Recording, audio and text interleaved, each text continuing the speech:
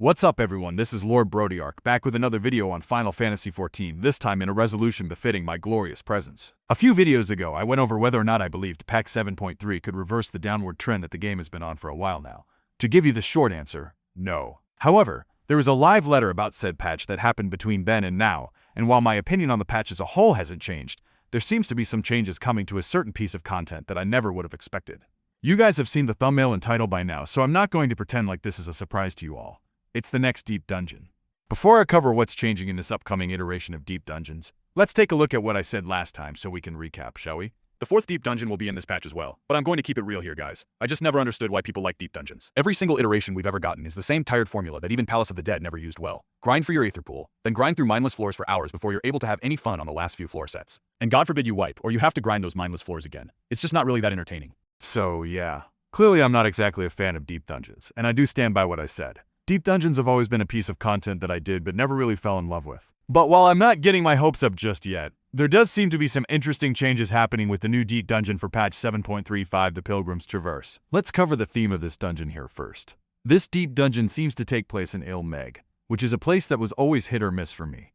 I liked the Pixies and Amoros, but the rest of the Fey creatures just weren't that appealing to me back in Shadowbringers. I will admit that I do find some of the creatures they've shown to be a little weird or cringe. But at the same time, there are some cool ones too, like this angry tree crawler mushroom guy or the sin eater looking version of Hades. Next up, Aether Pool is unfortunately making a return. Look, I really hate this mechanic. Farming silver chests so I can play the Deep Dungeon properly isn't a fun experience. I wouldn't mind if Aether Pool still existed but was only for collecting the new weapon sets for the dungeon.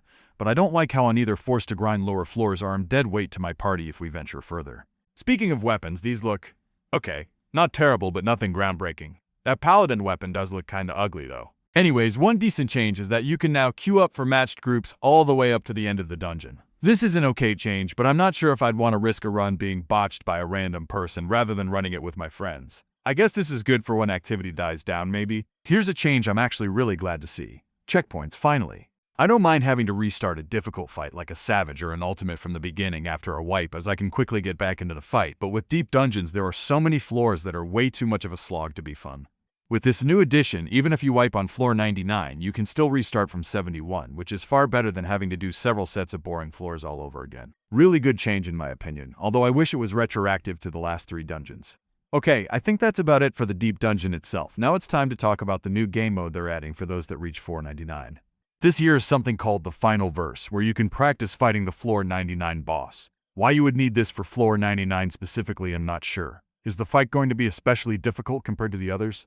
Maybe. We'll have to see. What those rewards could be does interest me though. But that's apparently not everything for the Final Verse. There will also be a quantum mode that you can scale the difficulty on. This is a pretty neat concept, I'll grant them that. The 2 questions I have are, how difficult will offerings be to obtain after the 40 free ones, and what will the rewards be for doing this?